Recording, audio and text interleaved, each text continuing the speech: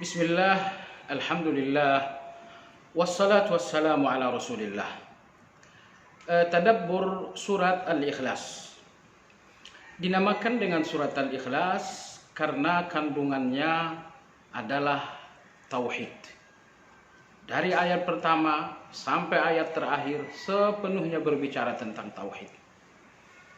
Dinamakan juga dengan surat Qul Huwallahu Ahad. Dinamakan juga dengan surat Al-Asas. Dan penamaan surat Al-Asas karena Al-Asas artinya adalah fondasi. Disebabkan karena surat Al-Ikhlas adalah tauhid dan tauhid adalah fondasi dari agama ini, agama Islam, maka dinamakan dengan surat Al-Asas. Bahkan dinamakan juga dengan surat As-Samad. Karena nama Allah As-Samad hanya terdapat dalam surat Al-Ikhlas dan tidak terdapat di surat-surat lain. Tentang keagungan surat Al-Ikhlas, yang pertama, dalam hadis riwayat Imam Bukhari, Nabi alaihi salatu wassalam menegaskan bahwa surat Al-Ikhlas setara dengan sepertiga Al-Quran. Dikarenakan pembicaraan dalam surat Al-Ikhlas adalah pembicaraan terbesar, teragung, termulia, yaitu tentang tauhid. Kemudian kemuliaan yang kedua, bahwa surat Al-Ikhlas adalah istana di dalam surga. Dalam hadis sahih yang diriwayatkan oleh Imam Ad-Darimi, Nabi kita sallallahu alaihi wasallam mengatakan, siapa yang membacakan surat Al-Ikhlas sebanyak 10 kali, dibangunkan untuknya sebuah istana di dalam surga. Surat Al-Ikhlas adalah cinta dan kasih sayang Allah Azza wa Jalla. Dalam hadis yang diriwayatkan oleh Imam Muslim tentang sekelompok sahabat yang diutus oleh Nabi dalam rangka satu keperluan, pimpinan kelompok itu selalu membacakan surat Al-Ikhlas di setiap mereka salat. Lalu kemudian setelah ditanya, dia melakukan hal itu karena kecintaannya terhadap sifatur Rahman. Kecintaannya terhadap sifat-sifat Allah yang menjadi satu-satunya topik inti dalam surat Al-Ikhlas. Lalu Nabi SAW mengatakan, kabarkan kepadanya bahwa Allah pun mencintainya seperti ia mencintai sifat Allah yang ada dalam surat Al-Ikhlas. Surat Al-Ikhlas adalah perlindungan. Dalam hadis sahih diriwayatkan Imam Tirmidzi, barang siapa yang membacakan surat Al-Ikhlas, surat Al-Falaq, dan surat An-Nas di setiap selesai salat wajib, maka dia akan dilindungi dari segala keburukan. Tentang kandungan surat Al-Ikhlas. Surat Al-Ikhlas sepenuhnya berbicara ketauhidan kepada Allah, dan ketauhidan itu disampaikan, dibangun di atas 2 nama Allah dan 3 sifat Allah. Sekali lagi, ketauhidan yang dibicarakan dalam surat Al-Ikhlas didasarkan kepada 2 nama Allah dan 3 sifat Allah. 2 nama Allah dalam surat Al-Ikhlas selain kalimat Allah. Yang pertama adalah Ahad. Ahad artinya Allah Subhanahu wa ta'ala Esa. Karena Allah Esa, maka Allah itu tidak berbilang. Tidak 2, tidak 3, tidak 4 dan selanjutnya. Maka Allah Subhanahu wa ta'ala Ahad. Dengan pengertian Allah Subhanahu wa ta'ala tidak sama dengan segala bentuk-bentuk kesamaan. Allah tidak menyamai ciptaannya, ciptaannya pun tidak menyamai Allah, dan siapapun tidak boleh menyamai Allah Azza wa Jalla.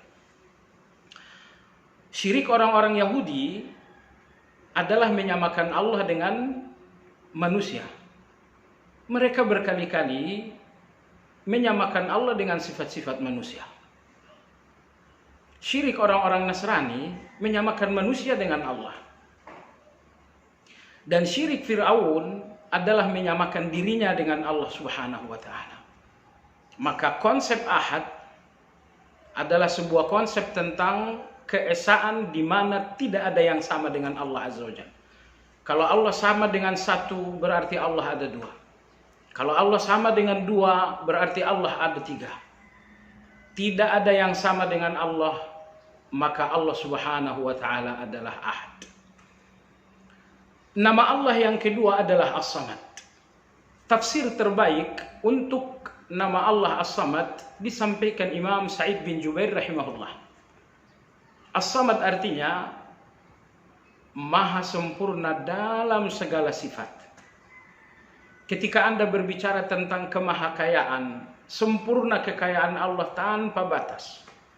Ketika Anda berbicara tentang ilmu, sempurna ilmu Allah tanpa batas. Ketika Anda berbicara tentang kekuasaan, sempurna kekuasaan Allah tanpa batas. Maka As-Samad artinya adalah yang maha sempurna dalam segala sifat. Karena Allah maha sempurna dalam segala sifat, sehingga dalam terjemahan bahasa Indonesia, As-Samad diartikan dengan tempat bergantung. Tempat bergantung karena dia sempurna dalam segala hal. Anda yang hidup dalam kekurangan, kekayaan Allah sempurna, maka Allah tempat bergantung. Anda yang berada dalam ketakutan, kekuatan Allah sempurna, maka dia tempat bergantung. Jadi Allah As-Samad sempurna dalam segala sifat, maka dia satu-satunya tempat bergantung. Manusia dan siapapun tidak ada yang memiliki sifat-sifat yang sempurna. Yang kaya di kalangan manusia tidak kekayaan yang sempurna, maka tidak bisa jadi tempat bergantung. Manusia yang kuat, kekuatannya tidak sempurna, maka manusia bukan tempat bergantung.